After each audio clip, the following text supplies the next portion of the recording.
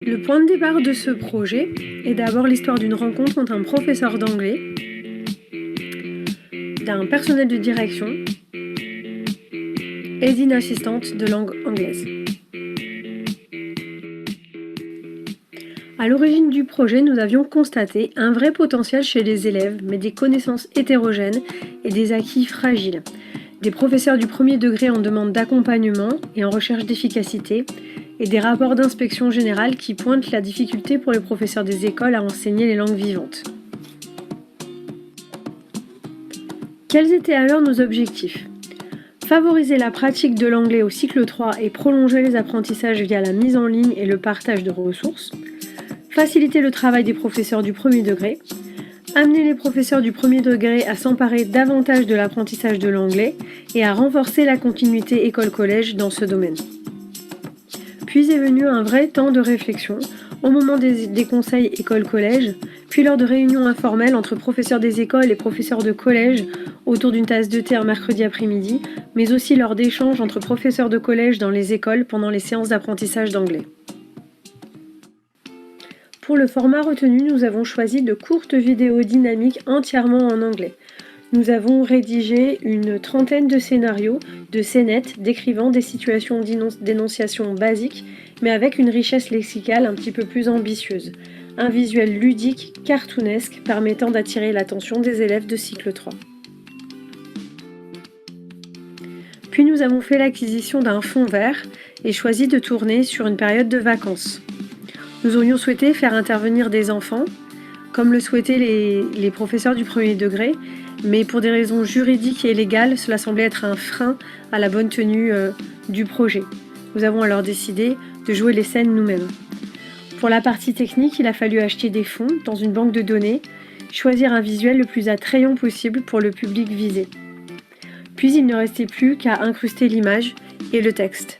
Le format retenu était une scénette complètement en anglais, puis la redite de la scénette, cette fois-ci sous-titrée. En voici un exemple.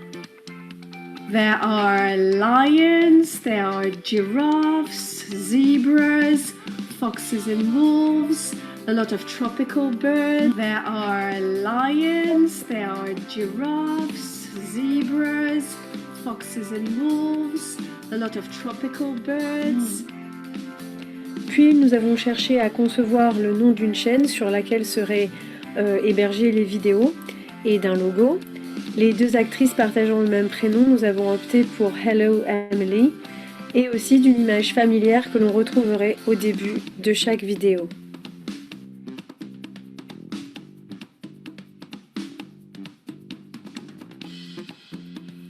La chaîne YouTube était née et mise en ligne. Nous avons essayé de mettre 2 vidéos en ligne chaque mois avec un premier bilan. Quelques vidéos ont rapidement dépassé les 1000 vues et nous pouvions lire des retours positifs sur les forums pédagogiques.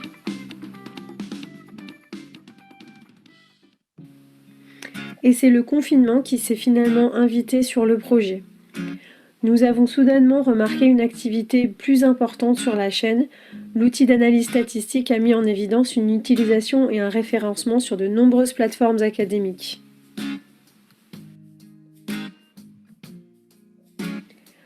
Nous avons décidé de proposer un concours de vidéos en ligne dont l'objectif était de reproduire les scénettes de la chaîne. Les enfants étaient encouragés à participer avec un parent, un frère, un cousin, et de nombreux lots avaient été proposés à gagner. Choisis la vidéo que tu préfères sur la chaîne YouTube Hello Emily. Look, I'm playing the guitar. Trouve un camarade pour jouer la comédie avec toi. Filmez-vous en train de jouer la scène. Look, I'm playing the guitar. Oh, wow! Shall we order a pizza? Shall we order a pizza? Great idea. It's a scary movie. Very good. Allez, on recommence. Et voici quelques exemples des vidéos retenues. How are you doing?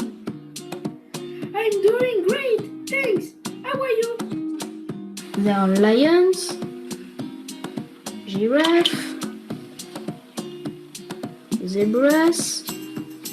I would like a pizza with mushrooms, olives, tomatoes, and chili sauce.